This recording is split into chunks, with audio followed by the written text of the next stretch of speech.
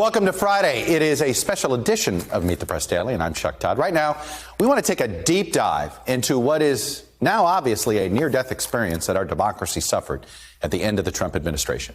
The situation was far more dire than we thought. If that's even possible. This week, thanks to new reporting and the disclosure of hundreds of pages of White House and Justice Department emails, we now have our clearest picture yet of what was happening inside the Trump administration leading up to the January 6th attack on the Capitol. So I'm going to take you inside what we now know about this stunning 24-day period between the Electoral College vote and the January 6th certification of that vote, when our democracy, yes, was hanging on by a thread. So I want to start on the day of the Electoral College votes, December 14th. That's when the Deputy Attorney General at the time, Jeffrey Rosen, gets an email from the White House with the subject line simply, "From POTUS." Attached to the email from POTUS are materials alleging that voter fraud in Michigan, where Trump lost, with talking points alleging a cover-up there. That email hits Rosen's inbox right before the president announces that Bill Barr is out as Attorney General and that Rosen will now be the acting Attorney General at DOJ.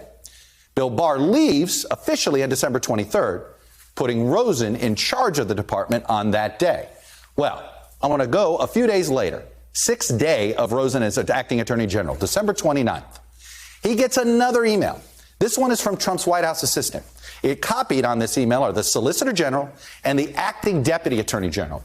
It's an ask from the president to review a draft complaint to take to the Supreme Court to overturn the results in 6 states of the battleground states where Trump lost. The pressure from the White House on DOJ just keeps coming and keeps getting more and more unhinged. In fact, let me go 2 days later. I want to take you to January 1st, okay?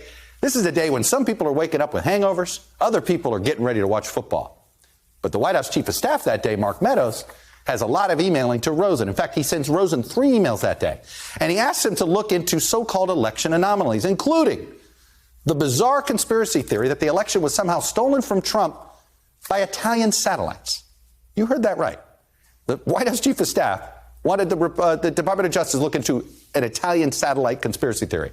Well, Rosen's deputy at the DOJ calls this stuff pure insanity. Rosen himself asks, "Can you believe this?" He says he's going to ignore the White House's request. And so think about that moment. On January 1st, Rosen may have been one of the last remaining guardrails for our democracy. And remember, as this is all unraveling, the White House isn't only pushing the Department of Justice. So no satisfaction on January 1st. What happens the next day? January 2nd, the infamous phone call with Georgia Secretary of State, which we get the recording. Remember, go find the votes. Go find the votes needed to overturn the election results, so asked then President Trump. And it prompts the Secretary of State to essentially tell the president, we believe the data you have is wrong. And he bluntly tells him this. And now, when you look back on that second day of the year, the Georgia Secretary of State may have been one of the last remaining guardrails for our democracy. Let's go to the next day, January 3rd. This is the culmination of the stunning episode where Trump purportedly tries to oust Rosen, since Rosen won't do his bidding as acting AG, and install a gentleman by the name of Jeffrey Clark. This was the lone DOJ official, it appears, who had demonstrated a willingness to pursue Trump's conspiracy theories. Ultimately, Trump does stand down. Why? Because a group of DOJ officials threatened to resign en masse if he goes through with it. Think Nixon, if you will. And it prompts an apparent sigh of relief from one DOJ official who tells his colleagues, the cause of justice won. And after all these efforts behind the scenes, basically to topple our democracy fail, brings us to January 6th.